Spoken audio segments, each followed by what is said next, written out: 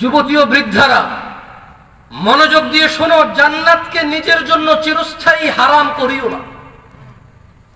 জাহান্নামকে নিজের জন্য ওয়াজিব ফরজ করে দিও না। জাহান্নামকে নিজের জন্য এমন অন্যায় থেকে বিরত হও যে অন্যায় তোমাকে জান্নাতে কখনো ঢুকতে দেবে না।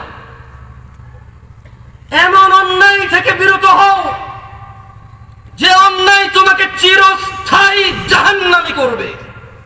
ওই ক্বালা লুকমান, আর স্মরণ করুন আল্লাহর নবীকে আল্লাহ বলছেন, যখন লুকমান তার ছেলেকে বলল ওহুয়া ইয়াইলু, বাপ তার ছেলেকে ওয়াজ করছে।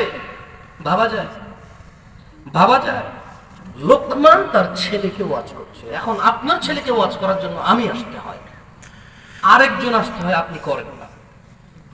আপনার মেয়েকে ওয়াজ করার জন্য কেউ